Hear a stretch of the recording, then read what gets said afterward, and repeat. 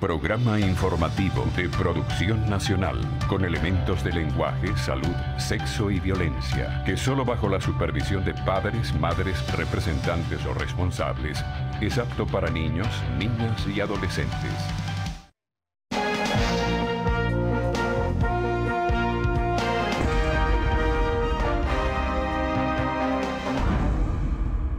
Buenos días, buen domingo, buen fin de semana para todos ustedes, amigos televidentes. En la primera parte de este programa voy a conversar con la doctora Cecilia García Rocha.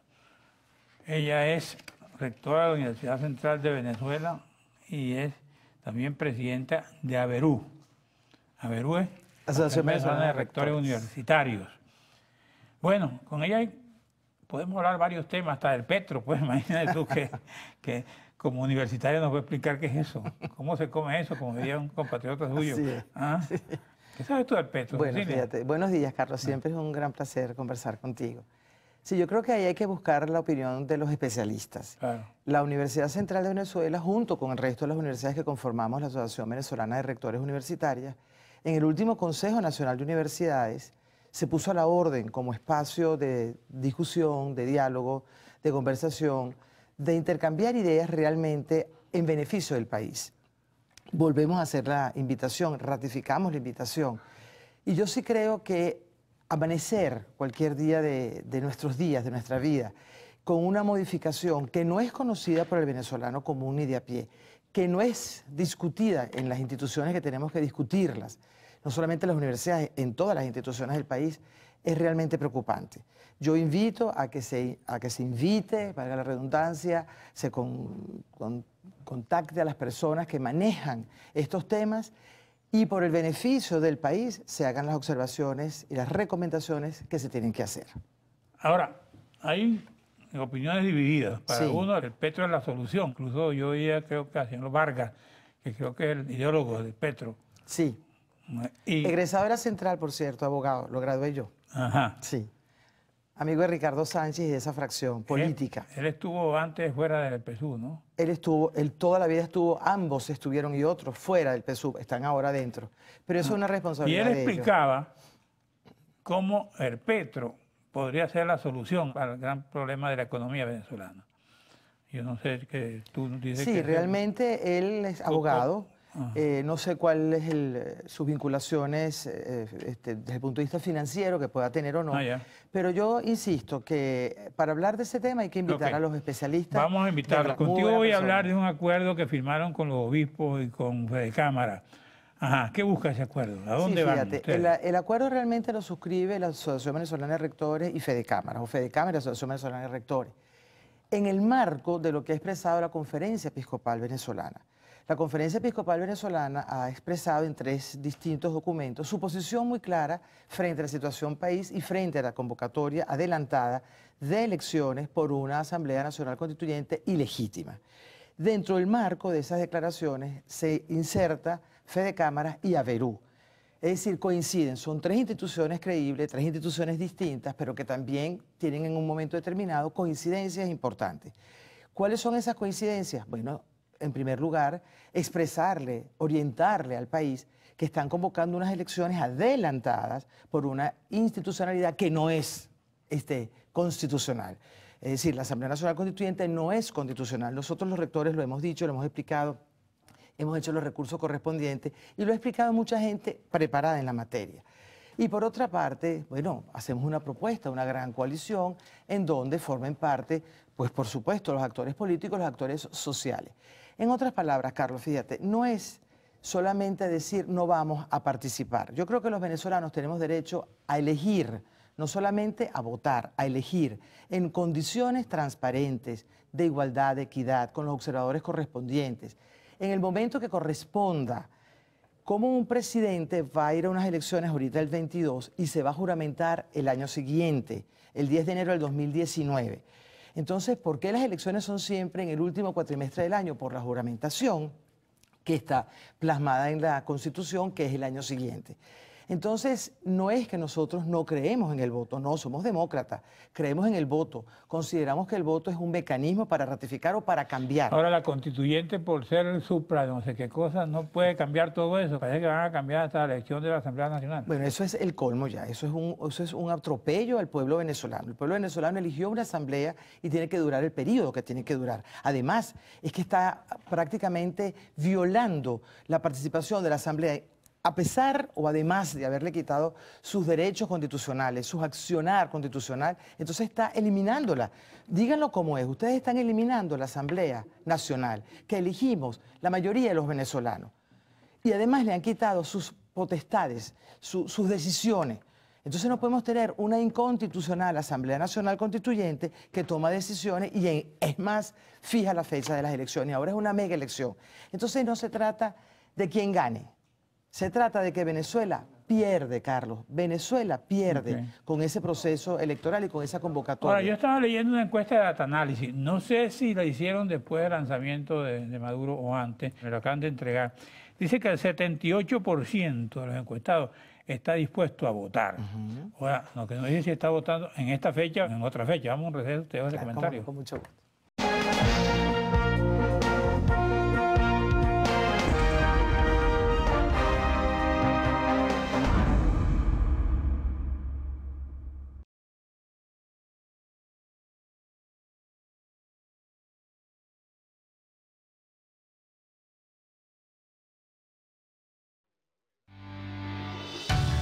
Estás viendo Diálogo con...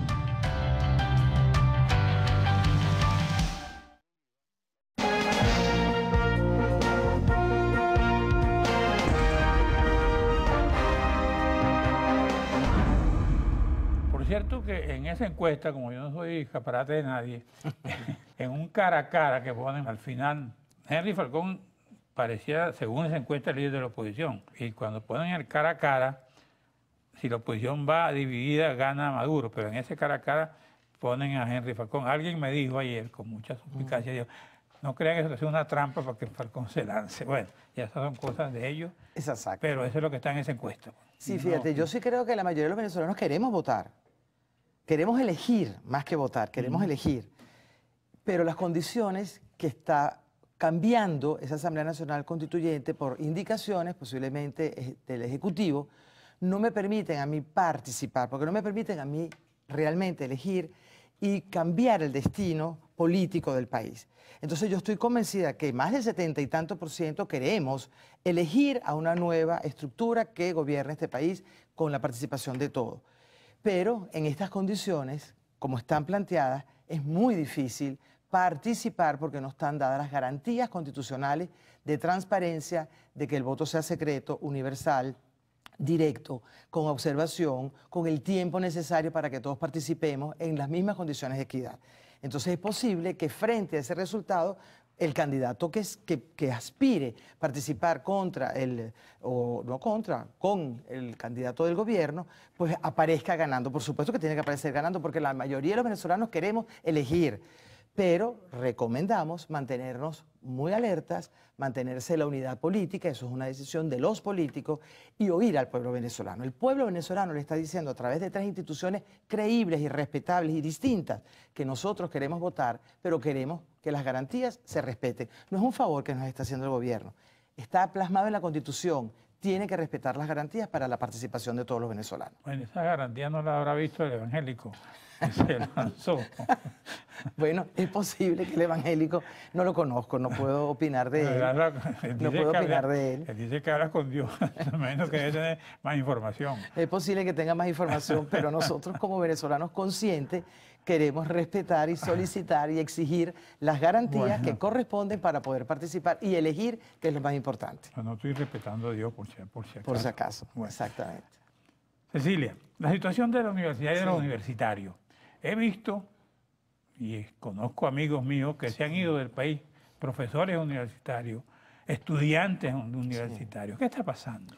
Sí, yo creo que realmente hay que conversar de la diáspora. Es una palabra dura, una palabra que mucha gente no le gusta, pero sin duda alguna...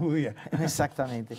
Sin duda alguna hay un éxodo importante de profesores y de estudiantes. Por ejemplo, el estudiante antes decidía su destino cuando terminaba sus estudios. Ahora no, Carlos, ahora a mitad de carrera, inclusive antes de empezar, es seleccionado en una carrera y se va, emigra. Está a la mitad de la carrera y emigra. Y el profesor también. El profesor, después de jubilado, después de cumplir sus 25 años de servicio, se quedaba unos cuantos años más siempre en la universidad. Ahora no. Y además, profesores que están en el intermedio, profesores asistentes o agregados, jóvenes de 30 y tantos años, 40 años, se van, renuncian. Pero hay algo más importante, o tan importante como lo que estamos diciendo. Yo he firmado todos los días aceptación de renuncias de personal profesional. Es decir, no solamente el profesor es el que se va o el estudiante, sino los profesionales, que son importantísimos, como todos los que forman parte de la universidad. Se van. ¿Pero por qué se van? Se van de la universidad por el salario, un salario que no les permite vivir. Los jóvenes se van porque no tienen oportunidad, porque ellos te lo dicen, es que yo siento que aquí no tengo oportunidad, porque no tienen seguridad, porque no tienen crecimiento personal. Y se van al exterior y se van a otras fronteras, y en otras fronteras algunos fracasan, pero la inmensa mayoría se destaca. Por ejemplo, hay una foto de más de 100 jóvenes festejando en un hospital de Chile, y fueron reconocidos en Chile. ¿De quién los formó? Los formó la Universidad Venezolana, esos muchachos médicos, y están en Chile, y son reconocidos, son venezolanos, muchachos venezolanos que están en Chile, en un hospital de Chile. Y son una cantidad de muchachos venezolanos que hemos formado nosotros, y que se han ido a las fronteras de países hermanos. ¿Qué pasó aquí? ¿Qué pasó con esos muchachos médicos venezolanos bien formados? Bueno, lo que le pasa al arquitecto, al médico, al ingeniero, al dentista, al odontólogo, en fin, al profesional, al comunicador social, eso es muy lamentable, pero muy hay lamentable. Algo más. Tú no lo vas a creer. Yo hace 2 meses o 3 meses que fui a Estados Unidos, me encontré en la vía hacia el aeropuerto un señor que manejaba una van. Y me dice, ¿tú no eres Carlos Flores? Sí, yo te conozco. Yo era profesor universitario. Sí. Estoy hoy manejando taxi aquí. Y me explicó por qué. Porque me dicen, yo gano aquí en un día lo que ganaba ya ni siquiera un año. Claro, 5 años. Claro. Y eso es lamentable porque muy lamentable. Es muy lamentable, por favor. O sea, es lo que invirtió el señor y sus padres. Claro, lo que invirtió el país, lo que invirtió su familia, lo que invirtió él mismo. Claro. Para que él entonces termine manejando una van en los Estados Unidos, que es muy respetable, pero su esencia, su naturaleza se perdió. Y eso lo estamos viviendo en todas partes, en todas partes. No solamente en las universidades de Averú, sino en todas las instituciones ¿Usted en el tiene país. una idea de cuántos profesores y estudiantes se han ido a la Universidad Central o de las universidades en colectivo? Vamos a un receso y te dejo la pregunta para terminar el programa con usted. Con mucho gusto.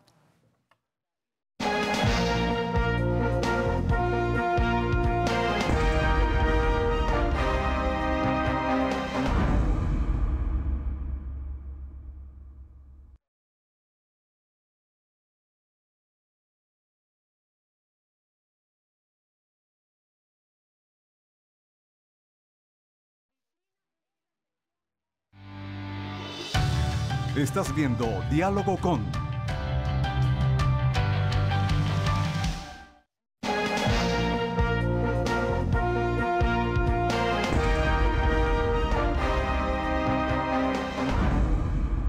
Bueno, en esta última parte quisiera que la rectora me hablara, si tiene una idea de cuántos estudiantes y profesores se han ido, y además tocar el asunto presupuestario, que para mí también es otro problema serio que tienen los institutos de educación. No solo los superiores, todos. Todos.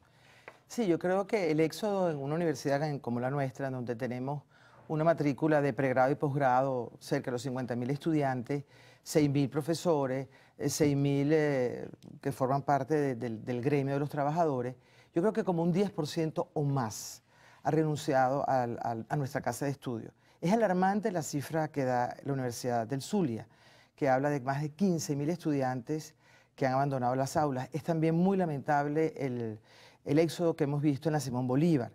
Yo creo que eso es en todo el país. Hablar solamente del éxodo de las universidades que nos agrupamos en Averú, yo estoy absolutamente segura que en otras universidades, inclusive las creadas en este régimen, ha pasado lo mismo. Y en todas las instituciones. Yo entraba el otro día, como siempre, por mi misma ruta universitaria, pero a veces voy revisando algún material y en algún momento subí, o sea, la vista la fijé y vi el espacio del aula magna, un espacio que siempre estaba lleno. ¿Y por qué no está lleno? Bueno, porque los profesionales, muchos han renunciado, porque tenemos problemas de transporte, porque tenemos problemas de salario, porque las becas no alcanzan. Entonces, es un país empobrecido. Yo fui a la presentación de la encuesta nacional de condiciones de vida que le elaboran 3 universidades, la Universidad Católica, la Universidad Simón Bolívar y la Universidad Central. En COVID. En COVID. Y eso realmente es preocupante, las cifras de pobreza que habló que 87%. reflejan. 87%. Ese estudio empezó en el 2014 y en el 2014 se hablaba de un 47%, ahora se habla de un 87%. Pero eso se observa a nivel educativo, el éxodo se observa a nivel laboral, a nivel de la seguridad, a nivel de la salud.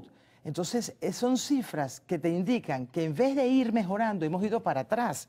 Entonces, Dios mío, señores del gobierno, ustedes tienen que oír al pueblo venezolano, tienen que oír a las personas preparadas, tienen que oír a las personas que hacen cola para comprar o para recibir una bolsa de comida. Con una bolsa de comida usted no soluciona su problema. Bolsa de comida que además los profesores, investigadores de ese estudio han expresado que, por ejemplo, la harina de trigo no tiene los nutrientes que establece y que exige el gobierno nacional, ellos mismos, las normativas nacionales. Entonces, mucha gente ha perdido peso, otra gente ha tomado peso porque no se alimenta, simplemente come, no se alimenta. Eso es absolutamente deprimente. Entonces, uno sale de ahí golpeado, y son investigadores de 3 universidades que empezaron su estudio en el 2014. No lo puedes desechar, tienes que ponerle atención porque ese es el estudio del país de acuerdo sobre estratos sociales. Entonces, realmente todo eso impacta. Un presupuesto universitario que a las universidades hermanas y a la Universidad Central le alcanza para 2 meses. Estamos esperando, señor ministro, que usted nos dé la audiencia para hablar no solamente de ese punto del presupuesto universitario, sino de los recursos de la HCM que las universidades necesitan para darle el seguro básico a sus profesores que no han ingresado los recursos a las universidades. Pero ¿por qué tenemos que estar todos los años en esta misma petición cuando es su deber cumplir con sus asignaciones presupuestarias? Está hablando del ministro Hubert Roa. El mismo ministro. Y ese ministro estaba diciendo que las universidades están siendo atendidas presupuestariamente, ¿no? Bueno, serán las universidades, ¿me entiendes?, que están alineadas con ellos. Pero las universidades plurales, como debemos ser, las universidades autónomas, las universidades experimentales, las universidades de gestión privada, estamos esperando una cita para hablar del tema presupuestario y fundamentalmente de los recursos del HCM básico para nuestros profesores, como en efecto así lo dice la carta que usted tiene en sus manos ya desde hace algún tiempo, y estamos esperando la audiencia para conversar, para dialogar, para resolver cómo es el destino de la función de él y la función nuestra como autoridades universitarias. Ahora, esa situación también golpea a los trabajadores universitarios. Absolutamente. Fíjate que algunas universidades han hecho algunos cambios de horario. La Universidad Central recibió la petición de sus trabajadores, pero mantiene su horario, porque las cosas que se cambian después es muy difícil retornarlas a su nivel original.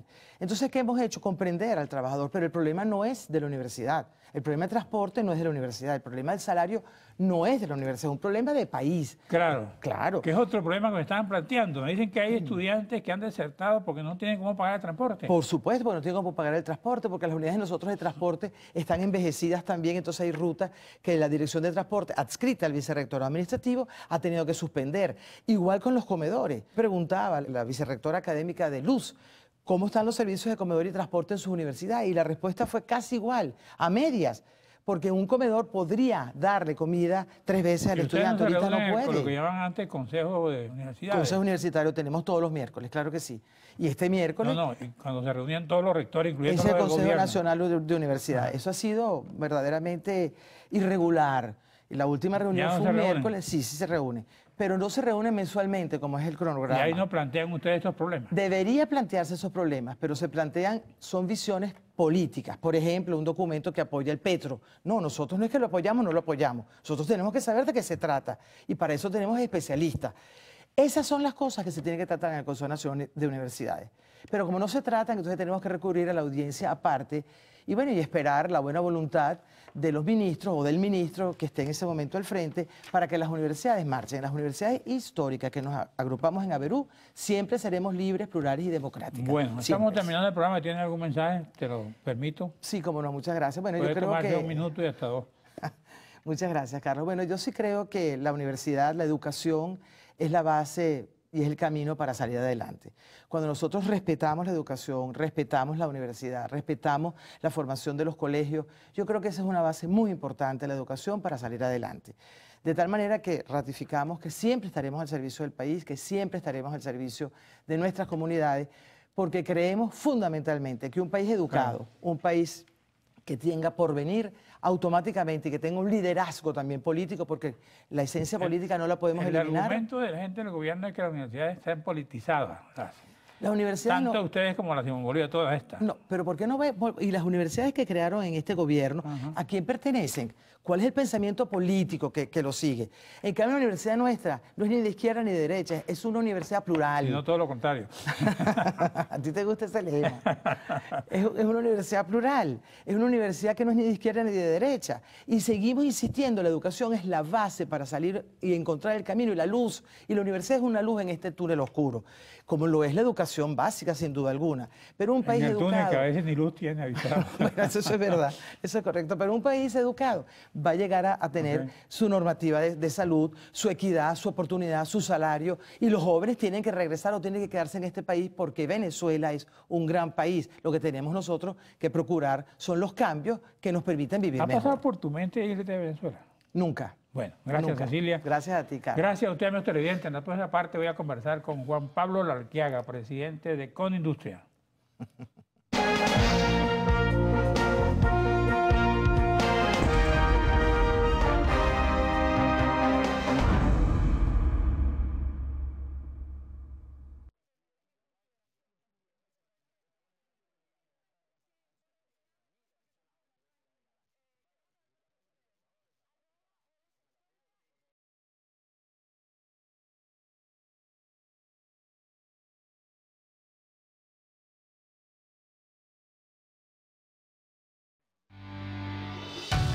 Estás viendo Diálogo con.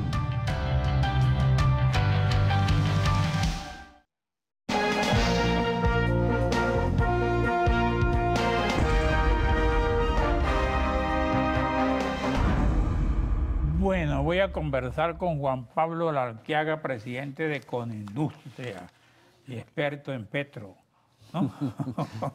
Para nada. ¿Qué piensas tú de petro?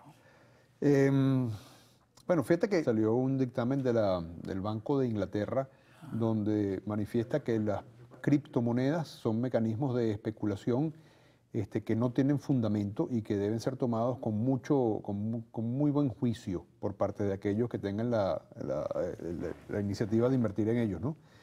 En el caso venezolano, el crear un petro, el crear una moneda sobre la base de reservas petroleras no es sino una forma adicional de endeudar al país.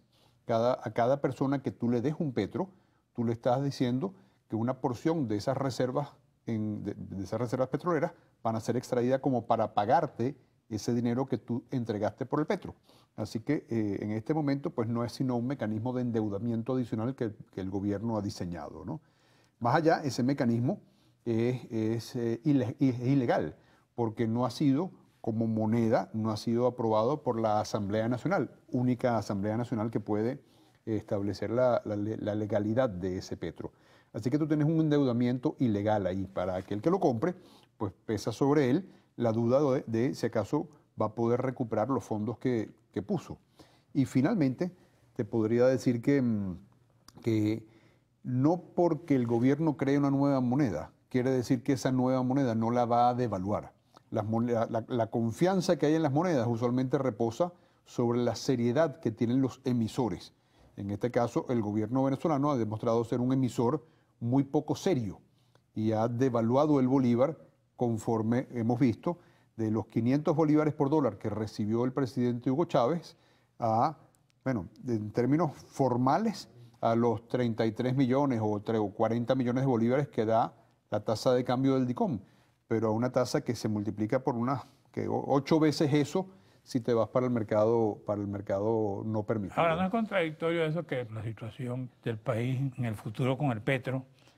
¿No es contradictorio lo que tú dices con lo que dice Maduro, que dice que ya tiene 700 millones que le dio China para sostenerse? Bueno, China es un inversionista. Si China le presta dólares o yuanes a Venezuela para que se lo pague a futuro con petróleo, no es una cosa distinta a lo que está haciendo con el petro. Lo que está haciendo es recibiendo una moneda o está comprando una moneda a cambio de el recibir barriles de petróleo en el futuro. Así que no veo ninguna discrepancia. La apuesta de China seguramente es que va a tener la fortaleza de poder cobrar a la misma tasa de cambio a la cual le están vendiendo. Yo creo, si yo fuera el gobierno de China, la duda que yo tendría sería en que si se produce una transición política, dado que esa moneda no ha sido aprobada por la Asamblea Nacional, si va a ser, digamos, cobrable en ese momento.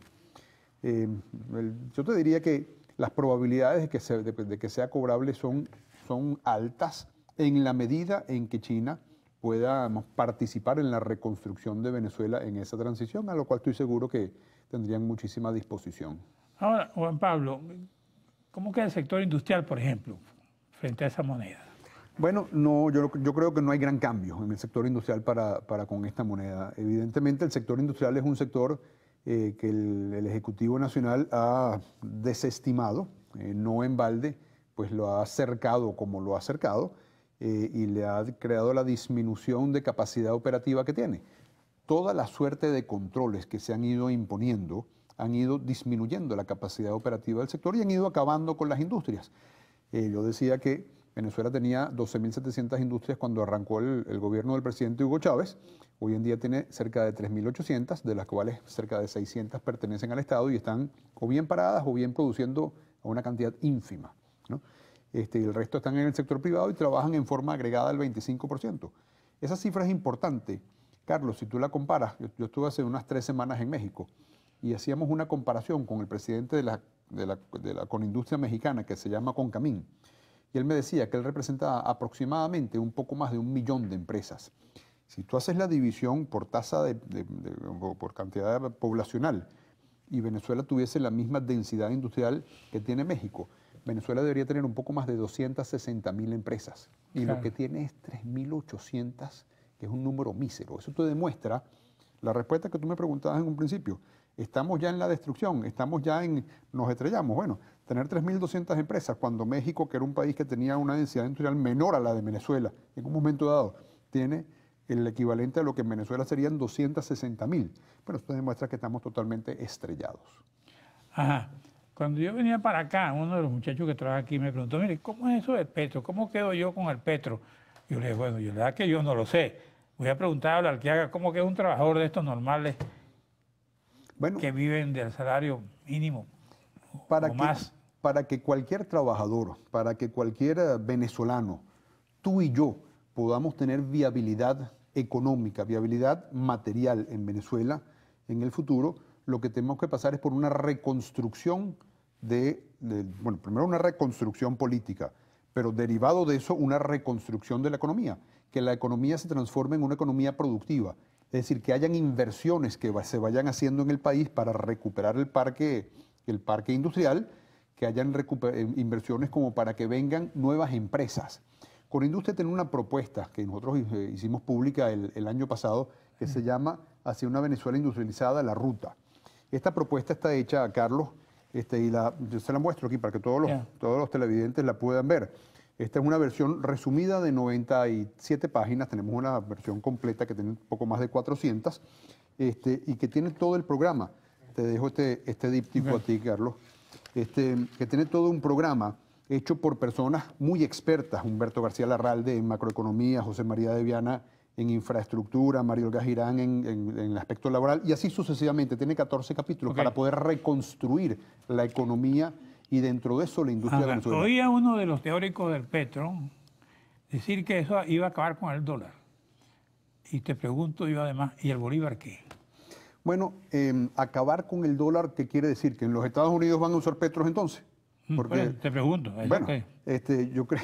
Aquí en Venezuela, por lo menos. Bueno, mira, cualquier moneda lo que es un mecanismo de intercambio y resguardo. Intercambio para que yo te pueda vender a ti 4 cauchos y tú me puedas vender a mí una nevera. Entonces utilizamos la moneda como mecanismo de intercambio. Ahorita no hay caucho, no hay nevera. Ahora no hay ni caucho ni nevera.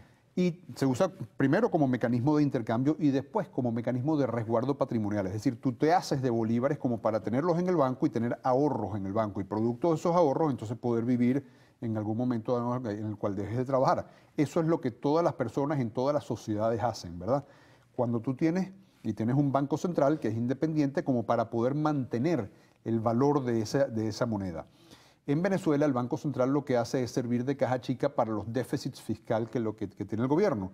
Cuando tú tienes un Banco Central cuyo propósito es servir de caja chica del gobierno, pues ni para bolívares, ni para petros, ni para nada. Digamos, la confianza que se tiene que tener en la institucionalidad de un ente que tiene que tener un propósito y su función práctica es distinta de su propósito de creación, pues al final no funciona. Entonces el petro es una cosa, cualquier cosa, como lo es el bolívar en este momento. No tenemos fecha para entrar definitivamente en el camino del petro, sin estrellarnos. Lo que tenemos que entrar es en el camino de la reconstrucción de la economía. Okay. Y para poder entrar en el camino de la reconstrucción de la economía, te decía, tenemos que reconstruir el país y eso pasa por un cambio político.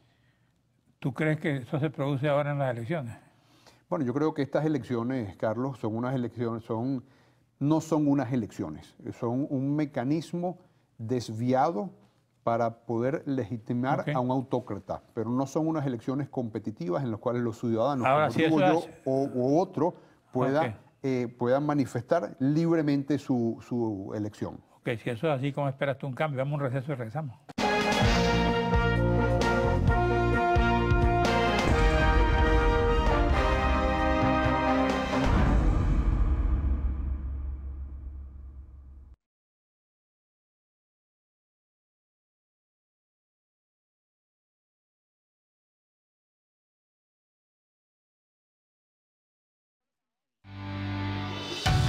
Estás viendo Diálogo con.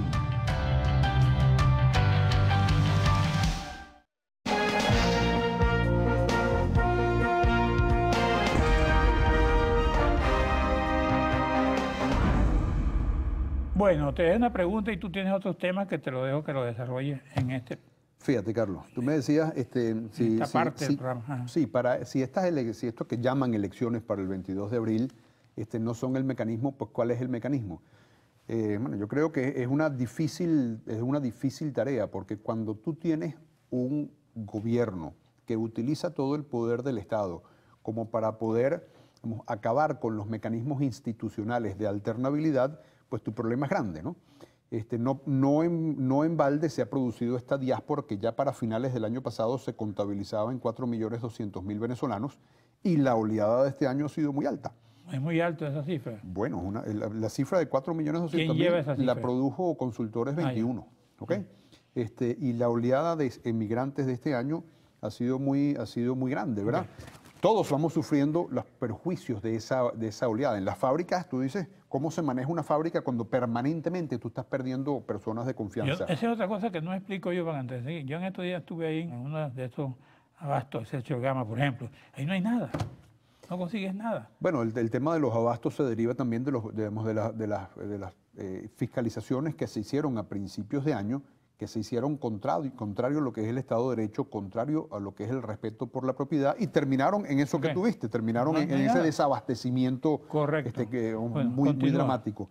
Pero te decía que cuando tú estás en ese proceso y la diáspora es una manifestación de esa dificultad que hay que pelear para que unos ciudadanos puedan pelear contra los mecanismos de un gobierno que utiliza la fuerza del Estado, diáspora, Carlos, que se debate sobre si acaso es o no un genocidio, ¿verdad? Los genocidios no son solamente cuando matas, sino cuando creas un desplazamiento obligado de personas a que se vayan de un cierto lugar. Entonces, hay un debate mundial sobre si acaso el caso venezolano es o no un genocidio y tiene unas implicaciones, por supuesto, muy graves, ¿no? Pero te decía entonces, ¿cómo se pelea contra esto? Bueno, desde el punto de vista de la sociedad es muy difícil. En Venezuela está planteado el construir un frente social como para poder ayudar o contribuir con este proceso. El no reconocimiento de la falta de legitimidad por parte de los gobernantes, yo creo que es uno. El no reconocer a la Asamblea Nacional Constituyente, el que la sociedad no la reconozca y la comunidad internacional no la reconozca, yo creo que es un paso importante, ¿verdad? La presión social que se va haciendo como para buscar un cambio que sea legítimo, un cambio que sea transparente, unas elecciones a través de las cuales realmente podamos elegir, donde haya validación internacional, donde hayan miembros de mesa en cada una de las mesas, donde haya equidad en los tiempos, en los medios del Estado para todos los candidatos, unas elecciones a través de las cuales tú tengas, digamos, todas las garantías suficientes. Eso es lo que está buscando, pero eso viene producto de la presión social y, por supuesto, de la presión internacional, que es la que acompaña a la sociedad venezolana en esta pelea asimétrica en la cual el Estado decidió acabar con la sociedad. ¿No? Fíjate tú que, no sé, a ti como empresario y demócrata, ¿cómo te parece? Hay la concepción de que no hay oposición en Venezuela, de que la oposición está desaparecida, porque ya ni habla, ya ni convoca rueda de prensa. Es lo que me decían unos muchachos esta semana, ¿no? Ahora, Fede Cámara tampoco hace sus planteamientos como lo hacía antes regularmente. ¿Qué está pasando a nivel gremial? Bueno, fíjate, Fede Cámara yo creo que sí ha hecho planteamientos y ha hecho planteamientos significativos. Yo soy director de Fede Cámara como presidente de Conindustria. Y Fede Cámaras, digamos, su planteamiento más reciente fue junto con Averú, que estaba la doctora Cecilia García, miembro y presidente de Averú, que es la Asociación Venezolana de Rectores, y lo hacíamos en el marco de llamar a unas elecciones que fuesen transparentes y no reconocer este simulacro de elecciones que se van a manifestar el 22 de abril. Entonces, Fede Cámara sí tiene una posición política en defensa de la institucionalidad y en defensa de la democracia. Más allá de eso, Fede Cámaras tiene unas manifestaciones permanentes de qué es lo que se debe hacer como para poder comenzar la reconstrucción del aparato productivo.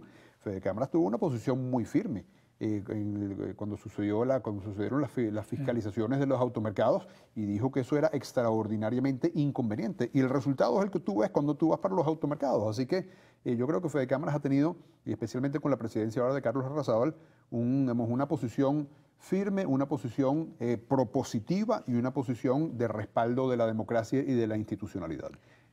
Tú me preguntabas qué ha pasado con los partidos políticos.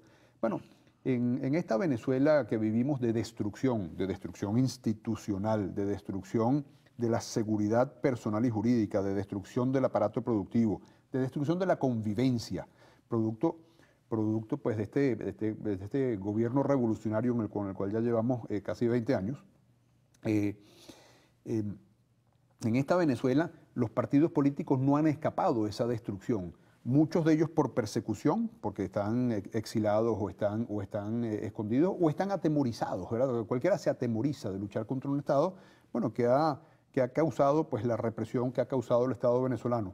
No obstante eso, yo creo que aquellos partidos que quedan, Carlos, están haciendo un frente dentro de las posibilidades que van teniendo, tripas, ¿no? Corazones. Bueno, están haciendo un frente que yo creo que es muy valiente y que es el frente que se puede hacer cuando se tiene por delante un adversario que tiene una capacidad represiva y una capacidad, digamos, de fuerza como la que tiene el gobierno venezolano. Ok, aquí veo paridad del 29.000 por dólar arrojó subasta del DICOM. Y te digo esto porque en esto ya le pregunté a un empresario ahí de la intervención del presidente de la República, bueno, ¿qué van a hacer ustedes ahora? Y me dice, no, yo con Petro compro DICOM, eso es posible, ahí van. Bueno, DICOM, fíjate que hubo una subasta esta semana, la primera subasta que arrojó el DICOM fue por, el resultado total fue por $337.000. ¿Qué es el DICOM para la gente? El DICOM es un mecanismo que el gobierno hace en el cual hay una suerte que ellos llaman subasta, que verdaderamente no es una subasta, es una asignación de una porción muy chiquitica de divisas, en este caso se hacen euros, como para poder darle viabilidad a aquellos que compran que puedan transar en moneda extranjera. Ahora, eso tiene varias dificultades, o enfocado tal cual como existe en este momento, tiene varias dificultades. La primera es que es una asignación aleatoria, tú no sabes a quién le sale, es una disposición del Estado de decir a ti, a ti, a ti y a ti y a ti no, ¿verdad? Entonces, es absolutamente, digamos, inequitativa. Luego, no responde a los beneficios del país en el sentido de traer materias primas y no productos terminados. Y finalmente, es en una cantidad tan chiquitica que es una gota de agua en un desierto, no alcanza para resolver los problemas. En consecuencia, el DICOM es un mecanismo prácticamente, en términos prácticos, inexistente. ¿Y cómo sobreviven ustedes los empresarios? Bueno, que necesitan dólares, por ejemplo. No se está sobreviviendo. Si se estuviera sobreviviendo, no estarían cerrando las empresas conforme las cifras que te di en un principio. Y no estarían trabajando al 25% y no estarían dejando cesantes a tantos venezolanos trabajadores que en la... Que son los que se van. Bueno, se van algunos que están trabajando y se van algunos que no. Bueno, se van de todo tipo de personas, porque ante la falta de perspectiva, ante la falta de expectativa, ante la falta de tener un futuro en el cual tú puedas planificar, pues la gente muchas veces recurre al salir de Venezuela. Yo creo que los que quedamos en Venezuela, que somos muchos, somos aquellos como tú y como yo que piensan que se debe construir el país en el cual uno quiere vivir y que uno no puede ir a vivir a países en los cuales otros han construido el futuro que tienen, el presente que tienen. Así que, regresando al tema del DICOM, yo te diría, ese no es un mecanismo, las empresas no están sobreviviendo, prueba de ello es que quedan una fracción de las que quedaban y que las que quedan están trabajando en forma agregada a un 25%. Aquí dicen ustedes, 1.018 empresas industriales cerrarán sus puertas en este 2018 si no cambia el modelo. Eso fue una encuesta que hicimos en noviembre del año pasado, Carlos, y que lo que recogía eran las expectativas que tenían los empresarios para este año. Y yo te digo, ahí influye toda la parte, digamos, de lo que es la hiperinflación causada por el Estado, ¿verdad? Pero de la cual somos todos. ¿Cuánto es la inflación ahorita?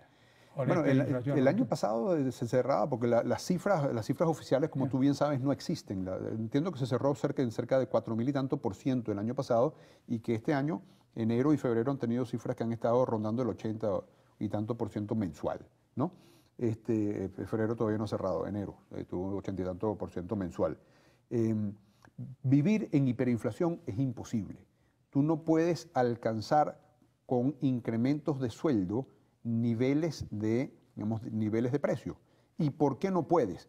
Bueno, primero porque las empresas van teniendo una caída de venta, porque sus consumidores se han ido quedando muy pobres. Cuando tú tienes una caída de ventas, tú tienes mucho menos fondos para mantener la misma cantidad de empleados. Cuando tienes mucho menos fondos para mantener la misma cantidad de empleados, no puedes subir los sueldos acorde con el aumento de precios que va habiendo. Entonces es un proceso destructivo.